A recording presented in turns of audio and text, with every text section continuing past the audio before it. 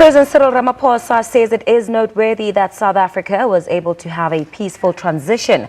Ramaphosa has addressed the SA National Defence Forces Interfaith Service at the Mittah Seperepere Convention Centre in Kimberley. The service is to remember soldiers who died in the line of duty and those deployed to war-torn countries for peacekeeping missions. Indeed, it is a tremendous honor to join our nation in affirming the undying bonds, the bonds that exist between our people and our national pride. And let it be clear that our national pride is the South African National Defence Force, without any doubt.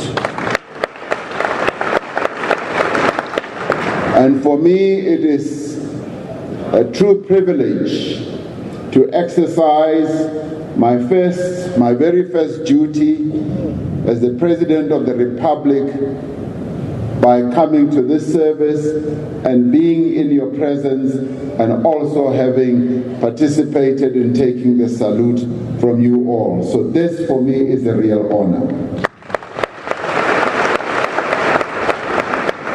On Wednesday, the 21st of February, our nation will observe South Africa's Armed Forces Day.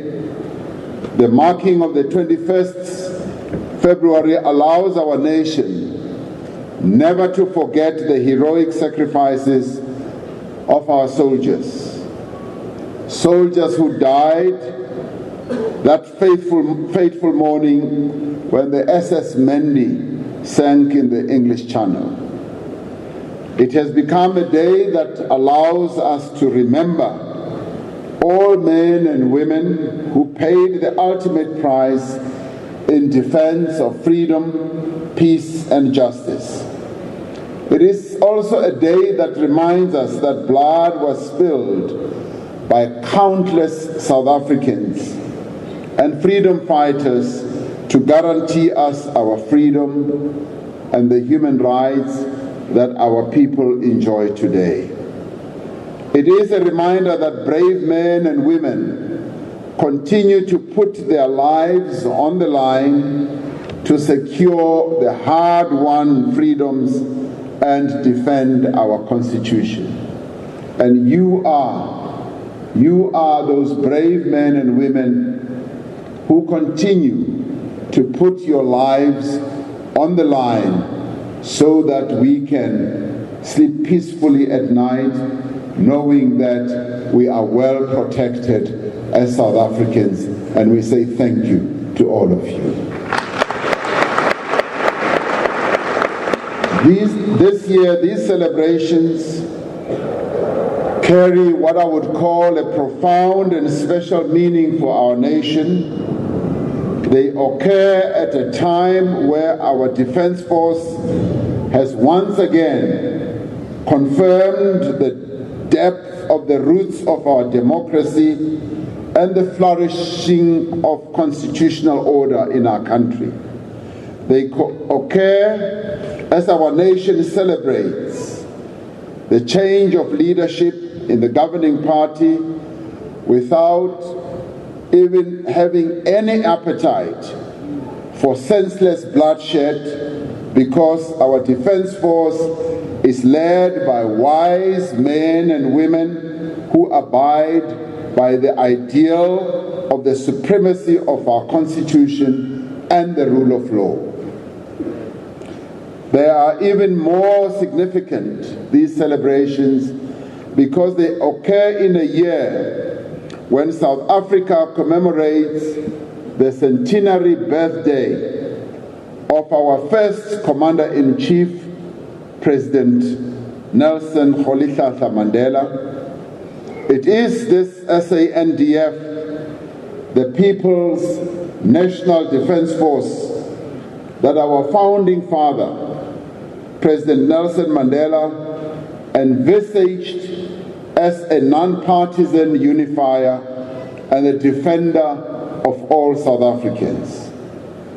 As its first Commander-in-Chief, President Nelson Mandela molded this South African National Defence Force into a law-abiding institution that upholds the Constitution of the Republic of South Africa in defense of its people. President Mandela left all of us a coherent SANDF whose task is to diligently safeguard the sovereignty and the territorial integrity of the Republic, to build peace and to support development on the African continent. He left us a national defense force that is a true microcosm of our diverse society.